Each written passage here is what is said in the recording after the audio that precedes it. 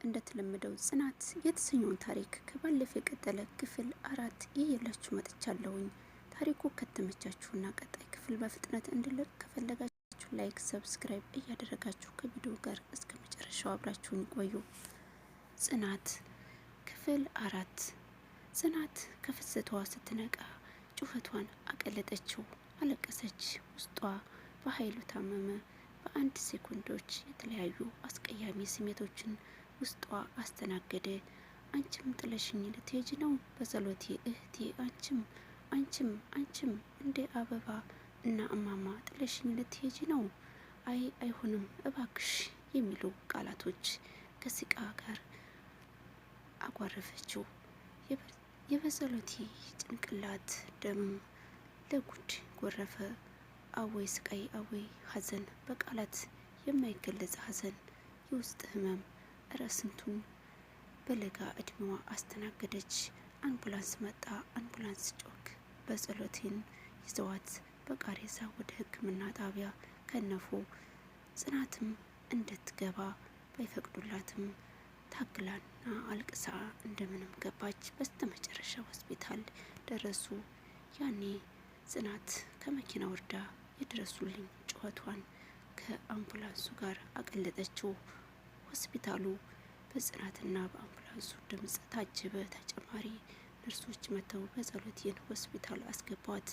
ጽናት ውስጧ ተሸበረ፣ ፈራች። ውይ በቃ በጣም ጨነቃት። ምስኪኗ ትንሽየዋ ጽናት ራሷ ሳተች። የነቃችው በነጋታው ጠዋት 1 ሰዓት ተኩል ላይ ነበር። አይኗ ድብዝዝ አለባት። ከዛም እይታዋ ተስተካከለ። 1 ሰዓት ተኩል አለች። ሰዓቱን ያወቀችው ባለችበት ክፍል ውስጥ በተሰቀለ የግድግዳ ሰዓት ነው። ስትነቃ መጀመሪያ የጠራችው የእህቷን ስም ነበር። እህቴ በጽዬ፣ እህቴ በጸሎቴ ሲቃ በተሞላበት እና እንደ በረዶ በቀዘቀዘ ድምጿ። ከዛ እንባ በድሙሽውሽ እና በጥቂት ውርጭ በመታወፍ ፊቷ ወረደ። ያለችበት ክፍል በድንገት ተከፍቶ አንድ ዶክተር እና ፖሊስ እህቷን ከገፈተራት ልጅ አባት ጋር ገቡ። ጽናት ሰውየውን ስታዩ ፊቷ ተቀያየረ። እንባና ንዴት ተናነቃት። አትችልም እንጂ ተነስታ ብታፈርጠው እና የምትወዳትን እህቷን አስነስታ የገፈተራትን ልጅ እስከ አባቱ ከዛ ፎቅ ወርውራ ብትገላግላቸው ደስታዋ ነው። ጽናት የወረወረችው ልጅ አባት ላይ አፈጠጠች። ፖሊሱ ወደ ጽናት ተጠግቶ የተፈጠረውን ነገር ለመናገር አሁን ዶክተሩ መልካም ጤንነት ላይ ናት ስላለ ቃልሽን ትሰጫለሽ አላት። ጽናት አሁን አይኗን ከወረወረው ወላጅ ላይ አልነቀለችም። የፖሊሱን ንግግር ሰምታ ይሆን? ማንም አያውቅም። አሁን አይኗን ዘወርም ሳታደርግ ዶክተር እህቴ እንዴት ናት አለች።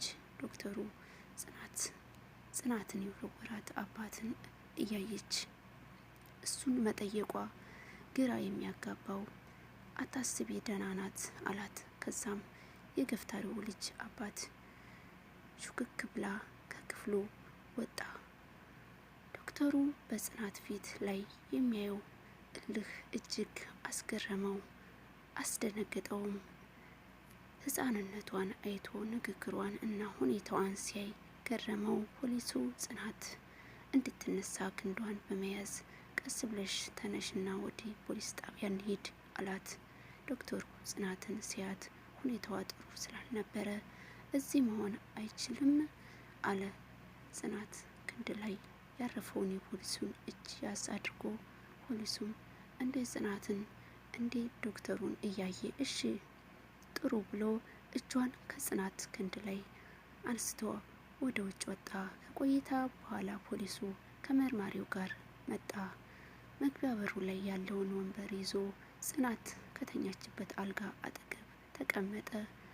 ዋና መርማሪው ፖሊሱ የጽናትን ሆዷ ላይ ያጣመረችውን እጅ አንስቶ በእጁ ያዘው።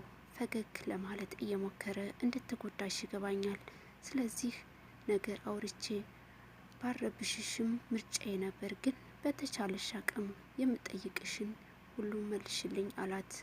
እጇን እያየ ጽናት አገጯን በመነቅነቅ እሽታዋን ገለጸችለት። መርማሪው የድምፅ መቅጃውን ካመቻቸ በኋላ ጽናትን አያት። አየተርኳት የድምፅ መቅጃውን ከማብራቴ በፊት ሁሉም እንዲወጡልሽ ከፈለግሽ ላስወጣልሽ እችላለሁ አላት። ጽናት አይሆንም፣ በተለይ የአባላዘር አባት እንዲኖር እፈልጋለሁ፣ ልጁ ያረገውን ነገር መስማት አለበት አለች። መርማሪው ፖሊሱ ወደ ፖሊስ ዞር ሸቀብ እያየ የአላዘርን አባት አስገባው ብሎ ለፖሊሱ ትዕዛዝ አስተላለፈ። ፖሊሱም እሺ አለቃ እንዳልክ ይሁን ብሎ ሊጠራው ከክፍሉ ወጣ። ጽናት እሱ ሳይመጣ ምንም ማለት አልችልም አልፈልግምም አለች። ዋና መርማሪው ፖሊሱም እሺ ጥሩ እንዳልሽ ይሆናል አለ። ከዛ ስም ተባብሎ ፖሊሱ ግን ጽናትን በግርምት እያያት ነበር። እሷም ጨረፍ አርጋ እያየችው ቆየች። ዶክተሩ በአትኩሮት ሁኔታውን ማየት ተያይዞታል። ድንገት ፖሊሱ ከአፉ የሆነ ቃል ወጣ፣ ውብነሽ የሚል። ጽናት ደነገጠች። በእርግጥ ይህ ቃል ለእሷ አዲስ አይደለም፣ ያያት ሁሉ የሚላት ነገር ነው። በድንገት በሩ ተከፍቶ የአላዘር አባትና ፖሊሱ መጡ። መርማሪው እሺ አሁን መቀጠል እንችላለን፣ የተፈጠረውን ሁሉን ንገሪኝ፣ ዝግጁ ነሽ አይደል አላት። ጽናት የአላዘርን አባት በእልህ እያየች አዎ በሚገባ አለችው። ይህን ስትል አይኗ በሚጥሚጣ የተለወሰ እርጎ መስሎ ነበር። ልክ እንደ ውስጧ ደፍርሶ ነበር። መርማሪው የድምፅ መቅጃውን አበራው። ጽናት መናገር ጀመረች። ትናንት እህቴ ደህና ነበረች። እኔም እንደዛው ሰርተፊኬት ተሰጥቶኝ ከትምህርት ቤት አንደኛ እንደወጣው ሳውቅ ለእህቴ ላሳያት በጣም ፈለኩ። የመማሪያ ክፍላችን ፎቅ ስር ሆኜ ጠበቅኳት እስክትመጣ በጣም ጓጉቼ ነበር። በጣም በመጨረሻ መጣች፣ እህቴ መጣችልኝ አለችና ፈገግ አለች።